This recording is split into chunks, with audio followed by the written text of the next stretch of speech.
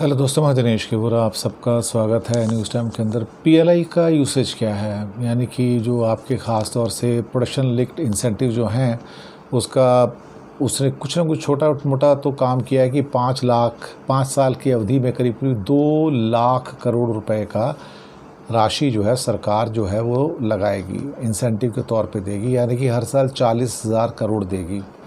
40,000 किसकी पॉकेट में से जा रहा है? मेरी पॉकेट में से जा रहा है, आम आदमी की पॉकेट में से जा रहा है। लेकिन चलो ठीक है, एक बार अगर एक्सपोर्ट होता है, अगर प्रोडक्शन बढ़ता है तो वहाँ पर कुछ लोगों को रोज़गार मिलता है, तो हम ये कह सकते हैं चलो हो सकता है। अब एक और प्रॉब्लम आई है कि 2017 से हमने हज़ारों जो डोमेन्स हैं, जो एरियाज़ हैं, वहाँ पे हमने इंपोर्ट ड्यूटीज़ बढ़ा दी हैं और उसमें हमारा जो इंपोर्ट है उसमें 60% उसका हिस्सा हो चुका है। अब जो जनरल देखा जाए कि जो कस्टम्स ड्यूटीज़ हैं इंपोर्ट के ऊपर 17% है। अब इस 17% जो है जितनी भी इमर्जिंग इकॉनमीज़ हैं उनमें सबसे ज़्यादा है। अब अगर आप इतनी ज़्यादा इंपोर्ट ड्यूटी लगाओगे तो फिर कोई भी आप उसके बाद इंसेंटिव दो तो वो कैसे काम करेगा, आप बताइए। अब इसमें देखो 13 एरियाज़ हैं जहाँ पे वो कंपनीज़ को बिक्री में 4 to 6% की सब्सिडी दी जाती है। अब ये देखा जाए तो लास्ट माइल प्रोडक्शन जो होती है वो चीज़ें तैयार करते हैं। अब बहुत सारी मिनिस्ट्री ने ऐसी चीज़ों की एक लिस्ट बनाई है जिसको कि इंडिया में बनाना था, तो कंपनी ने लिखा कि ये तुम उस कंपनी के साथ कोलैबोरेट कर सकते हो, वहाँ नाम भी दिए हुए हैं। और उसके साथ वहाँ पर मुसीबत ये है कि हाई टैरिफ भी हैं। जैसे कि एग्ज़ाम्पल, पिछले 3 सालों में मोबाइल फ़ोन पर 20% का इंपोर्ट ड्यूटीज़ है। अब देश में बिकने वाले फ़ोन को देश में बनाने को इंसेंटिवाइजेशन तो मिला है, लेकिन 2014 की 2 की तुलना में आज 270 मोबाइल फैक्ट्री तो बन गई हैं और उसमें वैल्यू एडिशन भी होता है और ये करीब करीब 10% है। पीएलआई चाहता है कि सब्सिडी देकर जो वैल्यू चेन है उसको मजबूत बनाएं और जो एयर कंडीशनर है उस पर 25% ड्यूटीज़ है, कंप्रेसर, कंट्रोल यूनिट और बाकी चीज़ें हैं। तो ये सारी चीज़ें इन्होंने की तो हैं यहाँ पर थोड़ी थोड़ी करके। और पीएलआई सिर्फ इंडिया में ऐसा अकेला कंट्री नहीं है, इससे पहले चाइना भी देता आया, ऐसी बात नहीं है।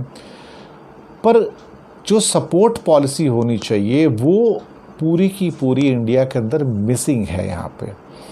अब जो लोकल प्रोडक्शन है उसके अंदर कंपटीशन नहीं होगा तो चीज़ें महंगी होंगी और उसका क्वालिटी लो हो जाएगा। अब जो टेक्नोलॉजी है उसको भी तो डेवलप करना ज़रूरी है। चाइना तो ये सब किया, उसने टेक्नोलॉजी डेवलप कर ली, लेकिन हमारे पास तो टेक्नोलॉजी नाम की चीज़ ही नहीं है। हमें तो हर एरिया के अंदर टेक्नोलॉजी बाहर से लानी पड़ती है। अभी तो हालात ऐसे हो गए हैं कि जो स्क्रू ड्राइवर है छोटे वाले यूज़ करते हैं, बड़े वाले, वो भी इम्पोर्ट होते हैं। अब इंडिया में जब कंपटीशन नहीं होगा यहाँ पर, तो आप मुझे बताइए कि वहाँ पर कैसे आपको बेहतरीन टेक्नोलॉजी की चीज़ें मिल पाएंगी। अब एक अशोक देसाई की एक किताब है, टेक्नोलॉजी एब्जॉर्प्शंस इन इंडियन इंडस्ट्री, ये एक अच्छी किताब है और ये इंडिया और साउथ कोरिया का जो मैन्युफैक्चरिंग है उसको कंपेयर करता है। फ्रांस की कंपनी ने 1973 में एल&टी और 1974 में ह्यूंडे को हाइड्रोलिक जो एक क्या कहते हैं ना कि खनन यानी कि माइनिंग जो होती है उसकी तकनीक लाइसेंस पे दी थी। तो 1983 में कोरियन कंपनी ने एल&टी के 70 की तुलना में ऐसी 630 मशीनें बना ली। आप सोचिए, कोरिया कंपनी की मशीनें जो कीमत जो है 125% की दर से बिकी, जबकि एल&टी की मशीनों की कीमत विश्व की कीमतों की 3 गुना थी। यानी कि अगर दुनिया में इस मशीन की कीमत 100 रुपये थी तो ये 300 रुपये बना रहे थे, जबकि कोरिया ने 125 रुपये के अंदर बना कर तैयार कर दिया। अब ये सोचने वाली बात है कि इन हालातों में जहाँ कोरिया जो था फटाफट तरक्की करता चला गया, आज दुनिया का बड़ा जायंट बन गया और हम वहीं खड़े के खड़े रह गए। अगर हम इंडिया में देखें मैन्युफैक्चरिंग में, जैसे कंस्ट्रक्शन में जेसीबी का बोलबाला है, जेसीबी की मशीनें आती हैं, क्रेन्स आती हैं, उनके इंडिया में 5 कारखाने भी हैं, यहाँ पे बनाते भी हैं, भारत बड़ा बाज़ार भी है, लेकिन उनका मुनाफा भी यहीं से होता है। प्रॉब्लम ये है कि हमारा इसमें क्या है, हमारा इसमें कुछ भी नहीं है। तो भारत से ही 100 देशों को जेसीबी एक्सपोर्ट करती है, कौन सी? ब्रिटेन की कंपनी एक्सपोर्ट करती है।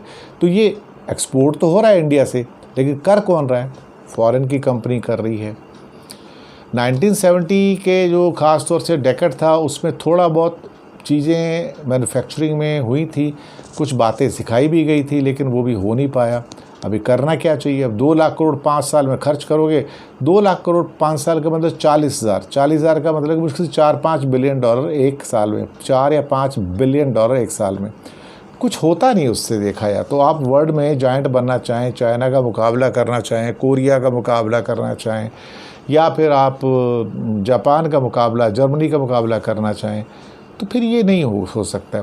जब तक आप टेक्नोलॉजी को अपग्रेड करके खुद आप डेवलप नहीं करते हो, तो फिर उसके बाद आप आगे बढ़ना बड़ा मुश्किल है। और ये सब्सिडी के आधार पर, इंसेंटिव के आधार पर कब तक आप आगे बढ़ोगे, इसमें हमें डाउट है। अच्छा आर्टिकल है, बिजनेस स्टैंडर्ड के अंदर है ये, कि PLI और उसका यूज़फुलनेस क्या है।